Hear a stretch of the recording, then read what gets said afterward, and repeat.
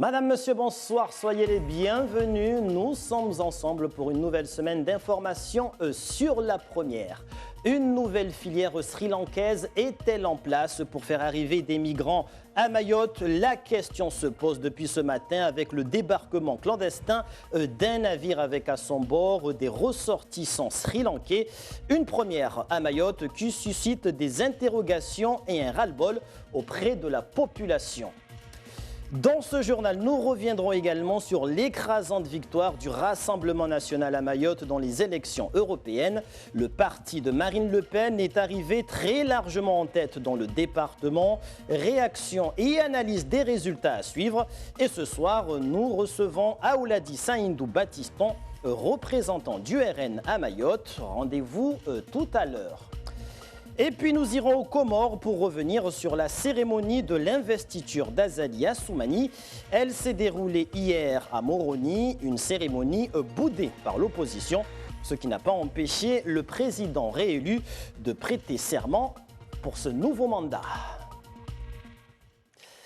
Mayotte, nouvelle destination des migrants sri-lankais. Après avoir privilégié l'île de la Réunion ces derniers mois, ce matin, pour la première fois, un navire transportant des ressortissants du Sri Lanka a débarqué clandestinement sur les côtes mahoraises. Voyez ce reportage d'Alda Halidi, Bibi Mariam Halidi et Géraldine Lui. Un boutre qui débarque sur la plage, voilà des années que les habitants de Bweni n'avaient plus vu cela. Et ils s'attendaient encore moins à en voir descendre 18 passagers, dont 2 femmes en provenance du Sri Lanka. Les conditions de leur voyage restent encore floues, mais la venue de ces migrants venus d'Asie commence à exaspérer la population du sud de Mayotte. Ça commence à bien faire. Ça fait quelques temps, encore une fois, ça a commencé par la population avoisinante. Maintenant, c'est venu vers la population africaine et puis ça part carrément de Sri Lanka. Donc oui, il y a de quoi être inquiet. Une inquiétude partagée par le CODIM, le collectif des défenses des intérêts des Mahorais. Celui-ci dénonce régulièrement l'arrivée de Kwassa Kwassa, transportant des étrangers entrant illégalement sur le territoire. Et il demande à ce que la préfecture et les élus locaux traitent ces Sri Lankais de la même manière qu'à La Réunion. On va faire de la pression envers ces autorités, qu'ils soient locaux ou État, de faire le nécessaire, d'essayer de trouver une solution qui peut calmer les Mahorais. Mais nous, par derrière, on ne va pas lâcher l'affaire. On va essayer de sensibiliser la population et d'être vigilant les jours à venir, parce qu'on ne sait pas. Parce que ça se pourrait qu'il y a des bateaux qui sont au large. Demain ou après-demain, il y a peut-être des arrivages. Le CODIM va accentuer ses opérations de surveillance de plage afin de repérer et signaler aux gendarmes toute embarcation transportant des migrants. Reportage signé Faïd Souaili. Des migrants qui ont aussitôt été pris en charge par les autorités. Et suite à cette arrivée à Mayotte, plusieurs questions se posent. Quelle procédure sera prise à leur encontre? Vont-ils être renvoyés au Sri Lanka ou resteront-ils sur notre territoire? Voici quelques éléments de réponse apportés par Étienne Guillet. Le directeur de cabinet du préfet de Mayotte s'est exprimé au micro de Faïd Souaili et Fahar Housseni. Les gendarmes ont pu très rapidement les interpeller et surtout, donc après, les emmener, puisque c'était ça l'enjeu, c'était les emmener et les placer en zone d'attente avec donc, le tri sanitaire pour vérifier que les personnes sont en bonne condition ou pas d'un point de vue médical. Et puis à partir de là, ces personnes vont rentrer dans la zone d'attente et dans la procédure classique d'expulsion à terme. Elles vont demander l'asile pour certaines, pas pour toutes peut-être, j'en sais rien, on verra bien. Mais quelle que soit la décision qu'elles prendront, on instruira cette demande de droit d'asile en accéléré avec l'OFPRA, qui est l'office qui gère ces demandes, pour que ces personnes soient rapidement fixées sur leur sort, soit elles sont admises en tant que réfugiés et obtiennent le statut de réfugié, soit elles sont déboutées du droit d'asile et dans ce cas-là, elles ont vocation à retourner dans leur pays d'origine. Et on en vient à l'autre actualité marquante de ce 19h, les élections européennes qui se sont déroulées ce dimanche. Les urnes ont parlé. Le Rassemblement national de Marine Le Pen réalise un carton plein à Mayotte en arrivant en tête du scrutin avec près de 45% des suffrages. Faisons le point sur les principaux chiffres de ces élections avec Andri Rakoto-Janvola. C'est à Bandaboua et à Mtsamboro que le taux d'abstention a été le plus fort dimanche, plus de 78% dans ces deux villes. En revanche, Bouéni et Chikoni sont celles où l'on a le plus voté. 37% des électeurs s'y sont déplacés aux urnes et c'est le Rassemblement national qui en profite en recueillant 68% des voix à Bouéni. La première commune à avoir plébiscité la liste de Jordan Bardella à Mayotte. Le RN fait 53,59% à Chikoni. Ouangani et Chirangui sont les deux seules communes à ne pas avoir placé le Rassemblement national en tête au profit de l'Union de la droite. La liste de François-Xavier Bellamy récolte 31,83% des voix à Chirangui et 34,96% à Ouangani. Ouangani, la ville où Europe Écologie fait son meilleur score, 8,07%. C'est à Chirangui avec 19,71% des suffrages que la liste Renaissance La République en marche fait son meilleur score. Elle est partout ailleurs en concurrence avec la France Insoumise qui va tout de même terminer troisième devant la liste de Nathalie Loiseau sur les résultats totaux du département avec 9,17%. Et le grand perdant de ces élections européennes à Mayotte reste la République en marche, avec seulement 8,87% des suffrages. La liste soutenue par la majorité présidentielle arrive en 4e position dans le département.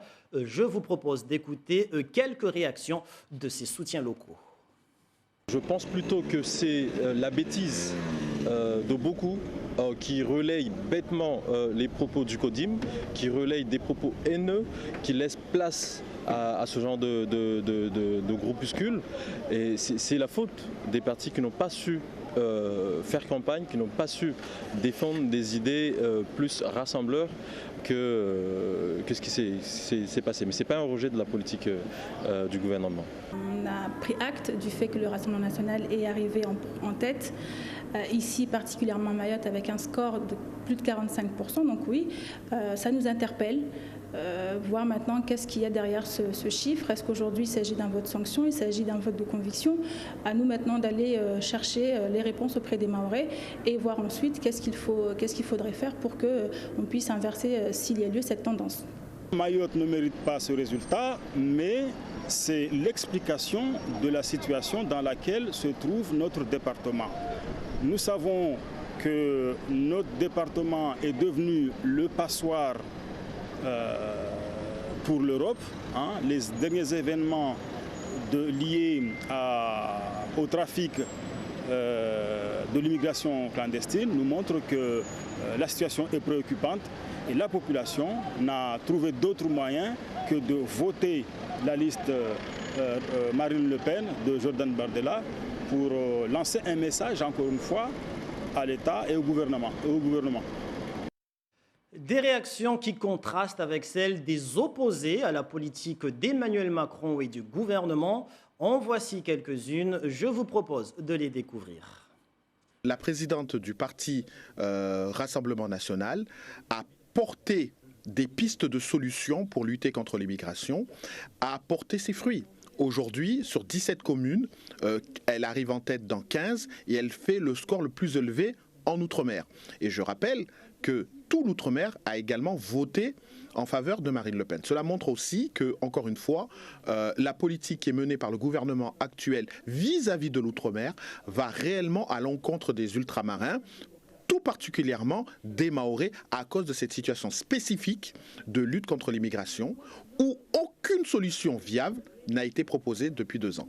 constatons avec grande surprise que nous arrivons 3e devant La République En Marche. C'est inespéré malgré l'échec cuisant que nous constatons à l'échelon national. Nous allons beaucoup travailler et œuvrer afin que notre programme puisse être entendu, compris au sein de la population mahoraise. Les Mahorais attendent beaucoup depuis quelques années. Depuis 2012, il n'y a pas nécessairement les retours des espoirs importants qui sont sur le territoire. Donc, encore une fois, il nous revient, nous, partis républicains, de manière générale, les républicains de manière particulière, pour à tête reposée, de pouvoir se retrouver et faire le bilan et tirer tous les enseignements qui nous permettront de demain préparer les prochaines échéances et surtout être à même de répondre aux attentes nombreuses qui sont ici à Mayotte. Des propos recueillis par Hachim Saïd Hachim et Youssouf Ahmed Matouar. Le Rassemblement national qui fait donc un raz-de-marée dans le département de Mayotte et plus particulièrement à Bouéni, puisque cette commune du Sud réalise le meilleur score du parti de Marine Le Pen avec près de 68%. Alors pourquoi ce vote massif pour le RN à Bouéni? Réponse dans ce reportage de Bibi Maria Malidi et Abal Kassim Aben. La commune de Bouéni a initié le mouvement de décasage des sans-papiers en mai 2016. Les habitants, excédés par l'insécurité, avaient expulsé les immigrés clandestins de la commune. 2 ans plus tard, le combat n'est plus physique, il se fait par la voie des urnes. J'ai voté Marine Le Pen. Pourquoi? Parce que on a vu Marine Le Pen qu'elle a montré que nous, on a des problèmes trop à Mayotte. On a voté la droite, on a voté la gauche, ça n'a pas marché. Maintenant, on vote au centre pour Marine Le Pen. Elle, au moins, elle parle des problématiques de Mayotte. Marine Le Pen n'est pas raciste. Son père était raciste, mais lui n'est pas raciste. Et elle ne sera à jamais. Parce que bon, une personne qui est raciste, elle ne peut pas manger avec moi parce que moi je suis pauvre, je suis moche. Alors, or, Marine Le Pen a mangé avec moi dans une table ronde et puis on a discuté pendant 2 et 3 heures comme ça. Ici, la liste Prenez le pouvoir a été choisie pour d'autres raisons. J'ai voté Marine Le Pen parce que quand j'étais au bureau de vote, j'ai demandé qu'est-ce qu'on vote qui aujourd'hui. Ils ont dit qu'on vote Marine Le Pen. J'ai pris l'enveloppe, j'ai mis et j'ai parti. Donc vous avez suivi? Je n'ai pas suivi la campagne à la télé, je n'ai rien suivi. J'ai voté seulement. J'ai voté pour Le Pen parce que c'est une femme. On a voté Zénam Déré, on a vu qu'elle prenait nos doléances en considération. Mais par contre, quand on vote pour les hommes, ils ne pensent qu'à leur poche avec leurs allers-retours en métropole. À Bouéni, 885 électeurs se sont prononcés en faveur du Rassemblement national, soit 68,18%. À noter que la commune enregistre 2344 abstentionnistes. Une victoire nette du Rassemblement national à Mayotte, à l'instar des résultats dans les Outre-mer.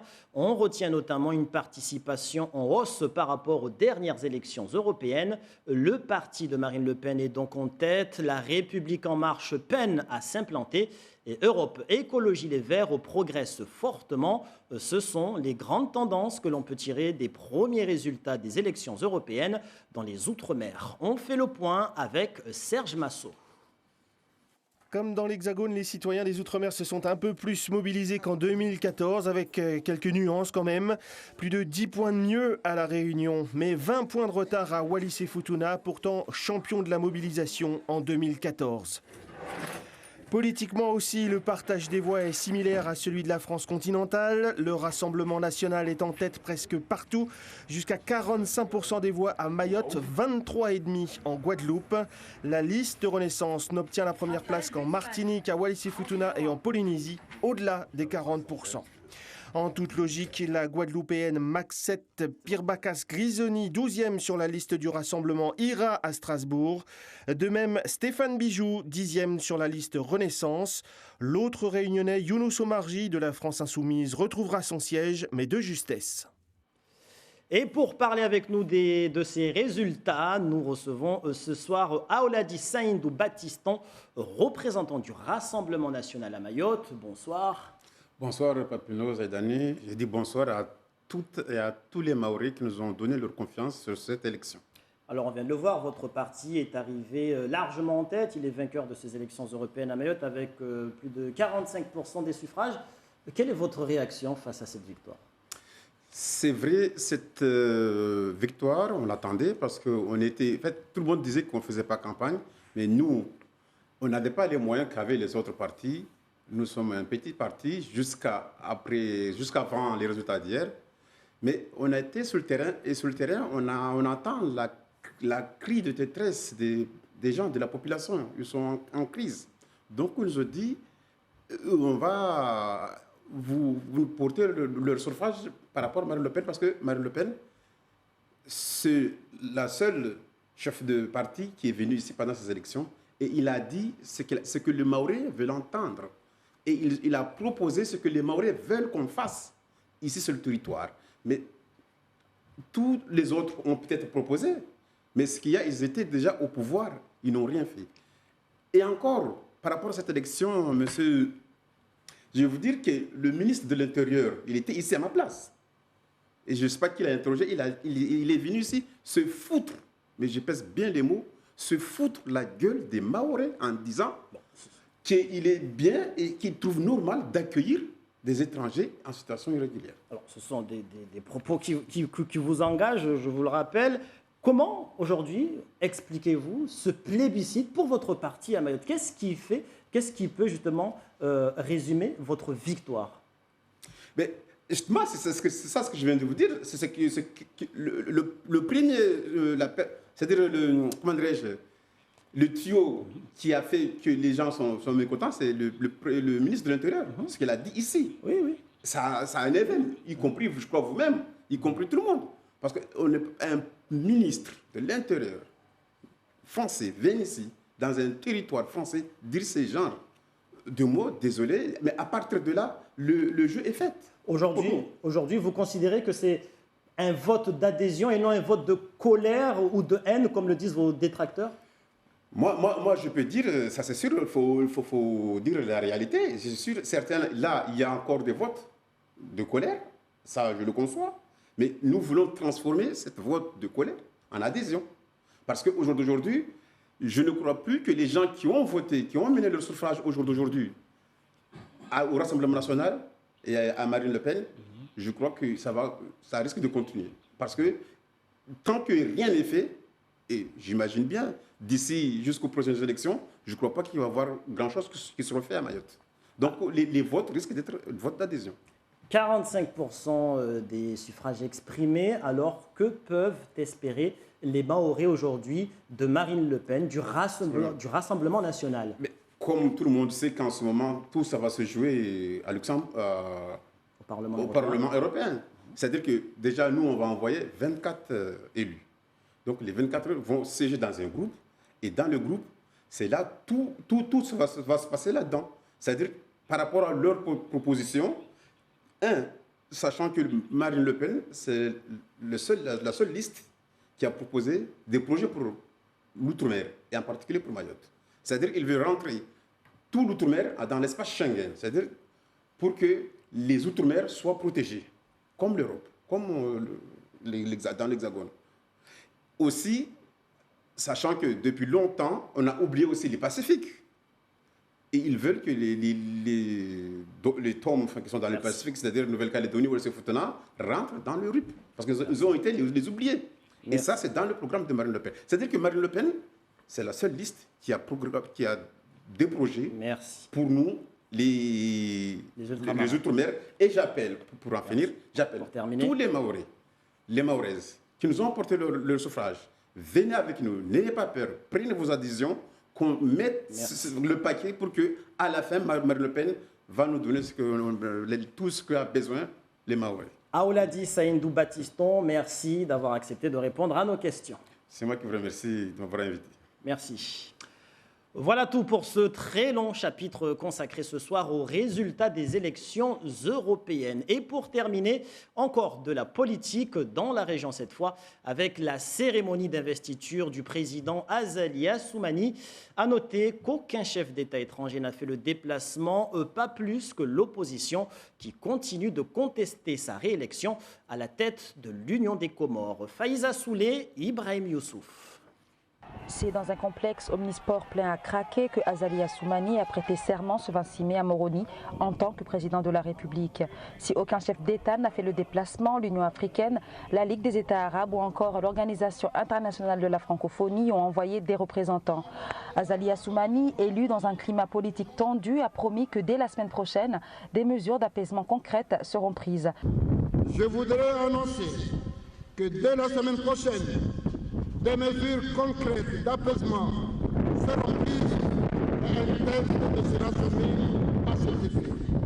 Nous devons tous, dès à présent, tirer toutes les leçons. Pour Oumed Mseidié, leader du Radi et proche du président, parmi les mesures d'apaisement figure probablement la libération des prisonniers politiques par une grâce présidentielle. Il s'est montré très disposé à prendre des mesures d'apaisement pour que, ensemble, nous abordons cette nouvelle ère qui devrait mener les Comores vers l'émergence en 2030. Azali a par ailleurs annoncé que le chef de l'opposition serait désormais associé à toutes les prises de décision d'intérêt national. Les déclarations du président comorien constituent peut-être une main tendue à une opposition qui refuse toujours de reconnaître son élection. Et voilà qui met un terme à cette édition. Je vous rappelle que ce matin, un navire transportant une vingtaine de Sri Lankais a débarqué clandestinement à Mayotte. Dès leur arrivée, ils ont été interpellés par les gendarmes, puis placés en zone d'attente au centre de rétention administrative. Une procédure auprès de l'OFPRA est en cours. Soit les migrants obtiennent le statut de réfugiés, soit ils sont déboutés du droit d'asile et feront l'objet d'une expulsion du territoire. Affaire à suivre. Merci pour toute votre attention accordée à ce journal en télé, radio et sur notre page Facebook. L'information continue avec dans un instant Alda Alidi qui vous présentera le journal en maoré. Retour de l'info demain dès 5h en radio avec l'équipe de la matinale. Puis à 13h avec le journal télévisé de la mi-journée. Très belle soirée à tous sur la première. On se retrouve demain 19h pour de nouvelles informations.